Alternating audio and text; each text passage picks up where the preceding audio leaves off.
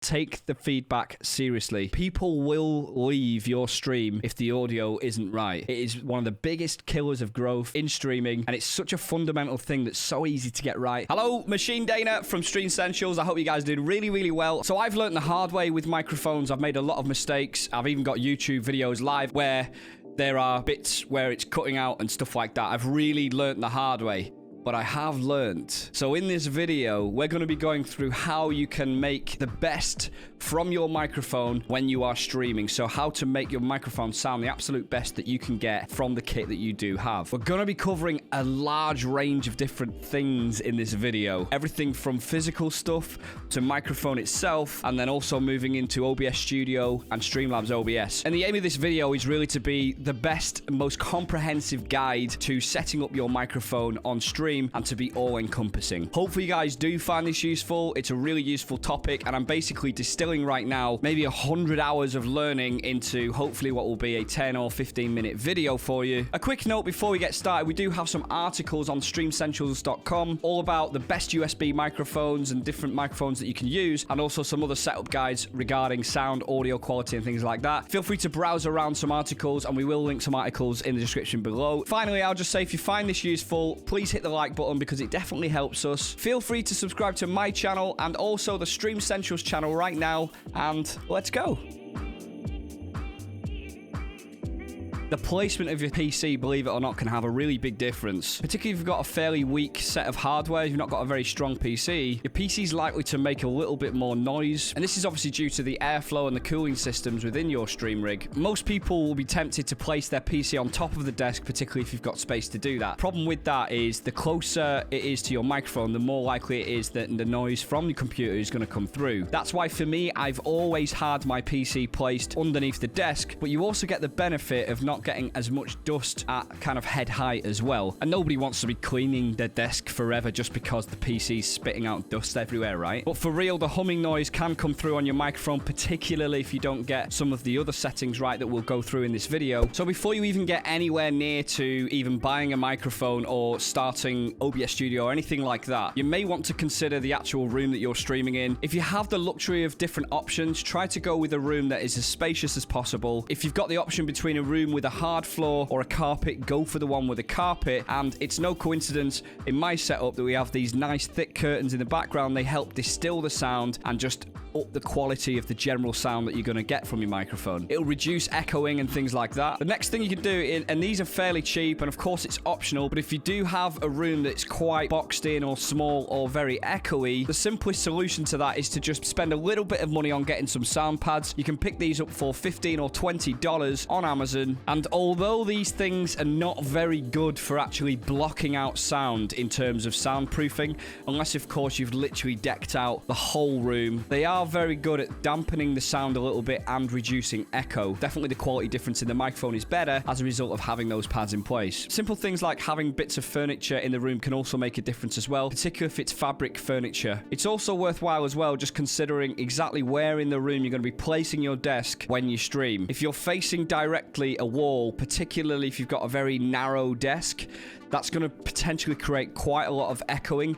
and in that situation, definitely getting soundproofing will help massively there. So I'm now going to go into a lot more detail about the physical ergonomic of the microphone itself and how you deal with that. Now, when I first started streaming, I had a HyperX Quadcast. In fact, I've got the box here. Here's the HyperX, and it actually comes with its own stand. It comes with like a metal stand, okay? Now, the thing about some of the microphones like the HyperX Quadcast and things like the Blue Yeti and so on, they are targeted towards streamers that are in the starting to middle phase of the life cycle of a streamer. And what I mean by that is they're not really targeting super high-end spenders and super high-end streamers. So you can easily spend $50 to $100, maybe $120 on a microphone. And although that seems like a lot of money to spend for a microphone, consider that that might last you quite a few years. It really isn't a lot of money to spend on a microphone when you put it into that context, especially when there are other microphones out there that many streamers use that cost hundreds or even thousands of dollars. But they come with the stand, and to be honest, I'd recommend probably not using the stands that they come with. Probably the single best bang for buck purchase that I've ever made for my stream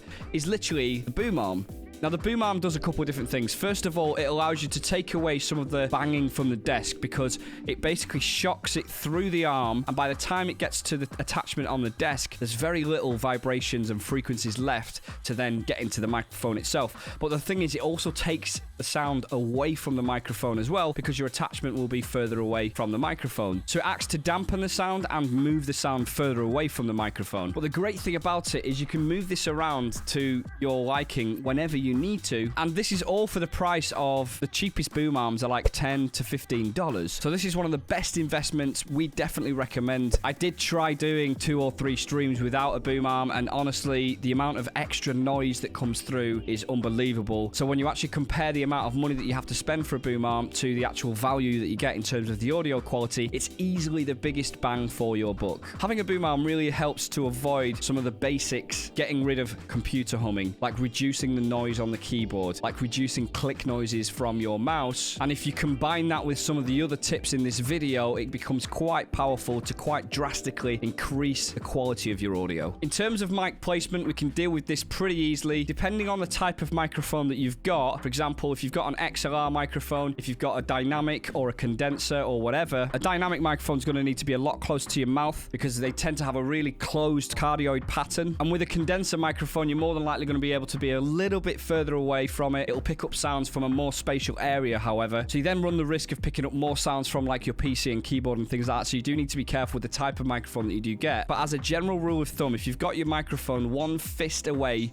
from your mouth, that's generally going to be a really good distance to pick up all the quality from your voice, but without getting too much sibilance and plosives within the mix as well. So literally about a fist's length away, that's about enough. Now, some microphones you can get really, really close and it actually doesn't affect the quality of the sound too much. But you may find that some of the cheaper USB microphones, particularly the condenser microphones, sound tearing can happen and it picks up certain frequencies in your voice that you may not want. So just make sure that you actually test this by recording yourself and listening back to the audio. Now, obviously, the cost of the microphone itself is going to help determine to a pretty high level what quality you're going to get from that microphone. You will not be able to get a $20 microphone to sound like a $1,000 microphone. You just cannot do that. There's only so much you can do with the hardware that you do have. But even if you do have a pretty low level, low cost microphone, using some of the tips in this video will help you at least get the most from that hardware. So you just need to bear in mind that in general terms, the more that you spend on a microphone, generally the better quality you are going to get. Some microphones, and I've referenced the Quadcaster Gain here just because I have it in my hand, do come with an actual cardioid pattern knob on it. Is a knob the right word? A toggle knob?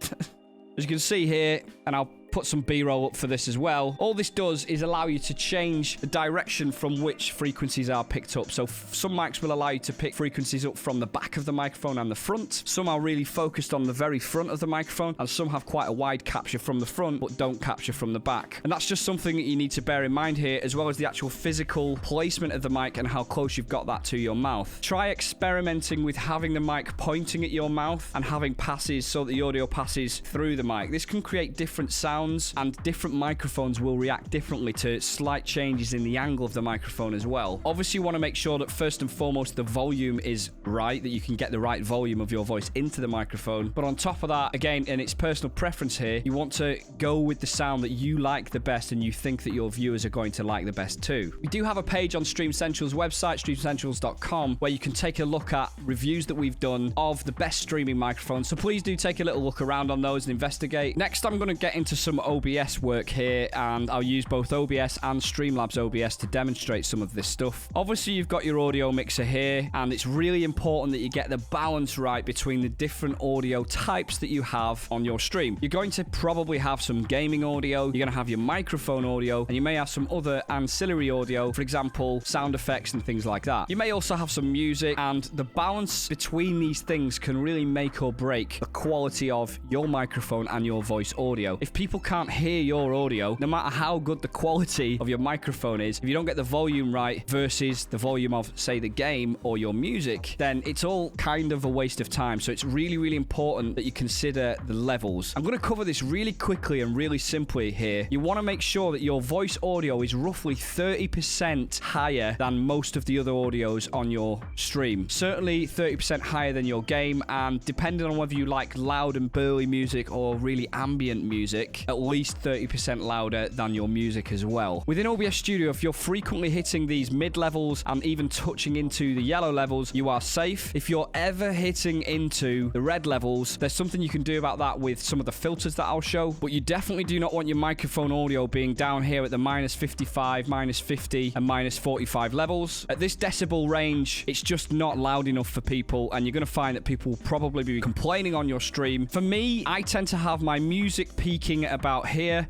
and it's very ambient music. Sometimes I will turn my music up at certain points in my stream if I want to emphasize the music or do some dancing or something like that, and maybe the music will go to sort of -40 to -35 decibels here. At those points, I know that it might be slightly interfering with some of my voice, but I tend to raise my voice at those points anyway. In terms of your game audio, you probably want this to be slightly higher than your music audio, but lower than your microphone audio. So you probably want to be aiming for the -40 to -35 range in terms of decibels. And if sometimes the game peaks towards the yellow section, perhaps infrequently, then that isn't going to be too much of a bad thing, as long as that's not happening all the time. If you find that it is happening all the time, try just turning your microphone up a little bit so that you're peaking into the yellow more with your microphone, or turning down your system Windows volume so that it's not quite touching and competing with your voice. It's vitally important that for your first 20 or 30 streams at least, you test your audio. And what I mean by testing it, you don't necessarily have to do sound tests before you go live, although I would recommend doing those sound tests and seeing at what level you're hitting both your audio, your game, and music. But I'm talking about here actually looking back on your VODs and checking whether or not your audio levels were right. You almost certainly will not get it perfectly to start with, but as long as within those first 10 to 20 streams you tweak it and get it right, and also get feedback from your viewers, and they won't mind giving you that feedback. They will tell you if the music's too loud or whatever. Take the feedback seriously. People will leave your stream if the audio isn't right. It is one of the biggest killers of growth in streaming, and it's such a fundamental thing that's so easy to get right. Now what more can you do? Well, here's the section where we really start to refine the quality of your audio within OBS Studio, and later on I'll talk a little bit more about equalizers and EQ. Within OBS Studio, and I'll show also on Streamlabs OBS as well, you can right-click on any of the bass sources here and click on filters. Within these audio filters, there's a long list of different filters that you can add post-production. So that means the audio that's come directly from the microphone, even if there's no post-production from the microphone software itself, assuming your microphone has a software, which most may not. There's a load of different things you've got here, and the main things I'm going to be going through today are the gains, compressor, and also the noise gates. They're the probably three most important. Now, before I go into those, I just briefly want to talk about, you ideally don't want to be taking so much away with filters that you take away the quality of the microphone and then add more afterwards. You ideally want to take away as little as possible so that you're then having to add not as much, if that makes sense. So for example, you don't want to completely warp your voice audio with a compressor by having a heavy compressor setting if you simply don't need that, and you can deal with it by having a better mic placement or just moderating your own voice a little bit better. Now here within Streamlabs OBS, I'm going to just demonstrate different ways that you can even access those filters themselves, and also show you how you can like copy and paste them over multiple sources too. So obviously you can add sources with the plus icon here,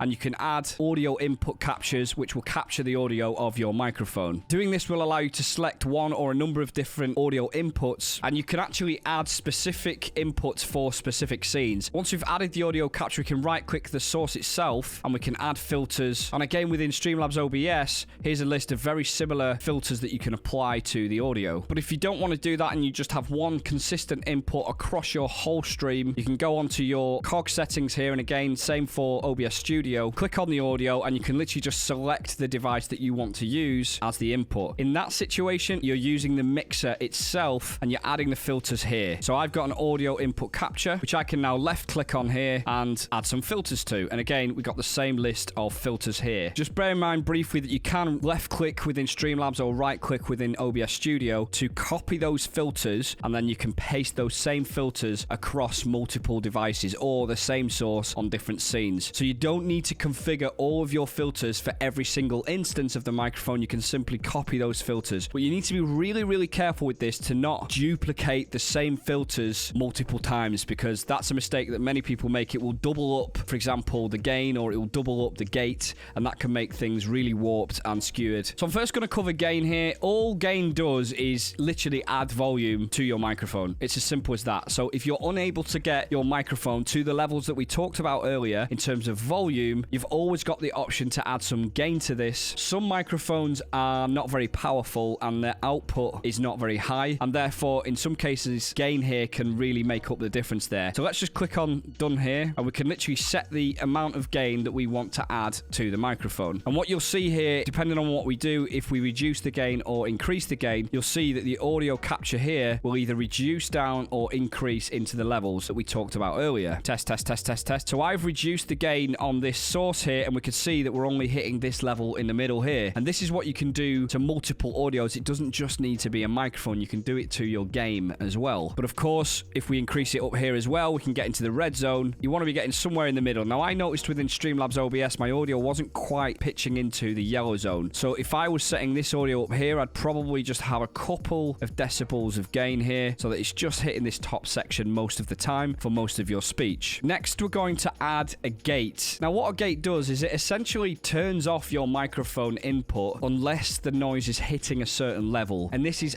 absolutely critical if you've got humming noises, if you've got heavy keyboard noises or clicks. So if you find that you're getting a lot of background noises that you don't want to come through, or if people are complaining about background noise, the simplest and easiest way to resolve that so that most of the time people are not hearing that type of stuff is to add a noise gate. Now, the way that you do this, again, you add the filter, click done on this, and we've got these settings here. You have an open and a closed threshold. We'll talk about attack, hold, and release in a second. So the way that you would set this is by talking at the most quietest level that you're possibly going to talk at, and then reduce the open threshold until it stops coming through. At the moment, I've got the open threshold really, really high, -8 decibels, and the audio is not coming through here, even though I'm speaking at a medium pace. But if I continue to speak and reduce the threshold a little bit, it starts to come through. But you got to be careful, because we can see here at points when I'm talking, it's actually clipping. So when you get it cutting off like that, that's clipping, and it's really bad audio for your viewers. So in that situation, you want to just reduce it a little bit more than that, down to 26, so we can see everything is being caught here. So if you find that your feedback from your stream is that you're getting clipping, just need to reduce this open threshold. Next, we're going to talk about the closed threshold.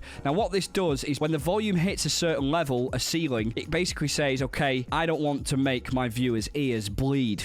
So it stops really high volumes of audio from coming through. It works in a very similar way to the open threshold, but rather than at the bottom end, it's at the top end. So to set the closed threshold, what you need to do is almost like shout down the microphone or speak very, very loudly in a microphone and adjust this until the sound stops coming through. It's literally to avoid things like screeching and screaming at the very high end, but we can also deal with some of this with the compressor settings. Attack time is how quickly these things essentially activate in milliseconds. You want to set your attack time to be as low as possible. I find 25 works pretty well, but some people have this as high as 50 or 100. The hold time is for the minimum amount of time that that level will be open, so your gate and how long it will be open for. Here we've got 1/5 of a second, so 200 milliseconds. Basically says once the mic gate is open, it will leave it open for a minimum of 1/5 of a second. Most people tend to run with about 200 on this. And then release time is just how quickly it will release. If you're setting these at around about